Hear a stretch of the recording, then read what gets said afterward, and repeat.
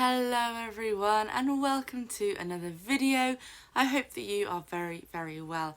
My name is Lizzie and today I'm going to be giving you my thoughts on my most anticipated release of the year, A Restless Truth by Freya Marske.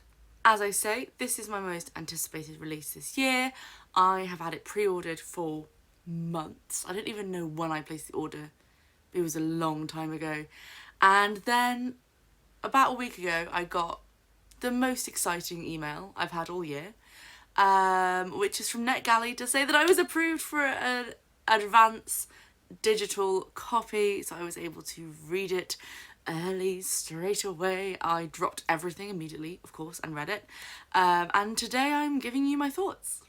I also did a video review of A Marvellous Light, the first book in the series last year, and I will leave a link to that in the description if you would like to see my thoughts on that one too. And honestly, this video isn't going to go too much into the depths of the plot because a lot of the plot hinges on things we found out about in the first book. So that would be spoilers for 2 books if I told you about the plot. So I'm going to try and keep it spoiler free, talk about the things that I liked, if there was anything I didn't like, which honestly there kind of wasn't, and yeah, and also go into some of my thoughts on the general mood of bookish people surrounding this book, which doesn't make any sense now I say it out loud, but it will hopefully make sense when we get to discussing it. If you are unfamiliar with these books and the series, it is a trilogy of which the second is just about to come out, and they are a historical fantasy trilogy set in the Edwardian times, so early 20th century. The first book takes place in England, the second book takes place on a transatlantic voyage. It's my favourite kind of fantasy, which is when it's our world, but there's a sort of hidden fantasy world alongside it. And one of the big plots and kind of tensions in the first book is when someone from the non-magical world gets caught up in the magical world and how that evolves. Now we're into the second book, so all of our characters have been unbushelled. They know about magic. Some of them are learning magic, some of them are experienced magicians, and they are continuing to, can I say that without spoilers? Sort of. Magical adventures are happening. So in book 1 we followed Robin and Edwin, and in book 2 we are following Robin's sister Maud. She is acting as a sort of lady's companion on a journey, on travelling, and things go very wrong.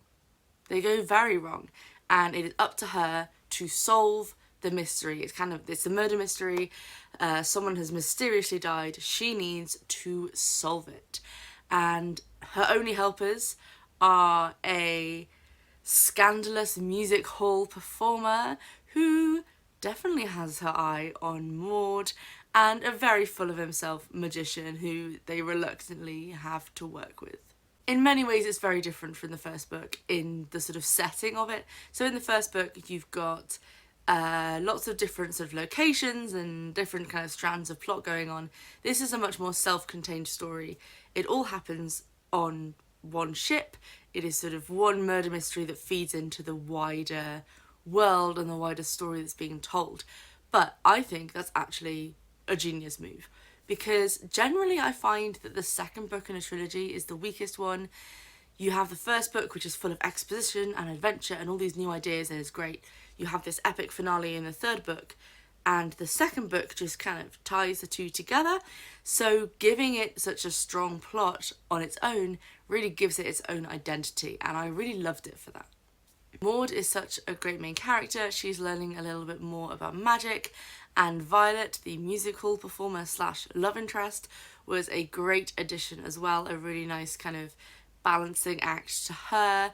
And what I really liked, and I think this is something that the fact that it's historical fiction really kind of leans into this, is Maud has very different social circles to her brother. You know, in Edwardian Britain, think like Downton Abbey, then you've got very different day-to-day lives for men and for women.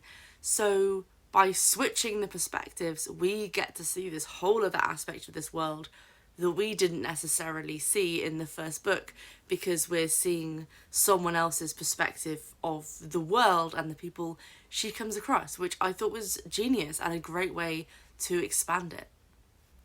Now, I talk a lot about how I'm not a fan of a big complicated magic system. As soon as someone says, "Oh, the magic system is so unique," I switch off. It's not for me. And what I love about this series is there is no massive, overarching, complicated magic system that you have to understand within the first 100 pages. It starts off really simple and really small, but we're told from the start, we're made aware from the start, that this is just a fraction of what's out there, and that there's this whole world of magic that has been kind of ignored by the practitioners in the first book, because they are Oxbridge educated, upper class British people who think that their way is the only way. And so we got to see a little bit more of the magic in this book.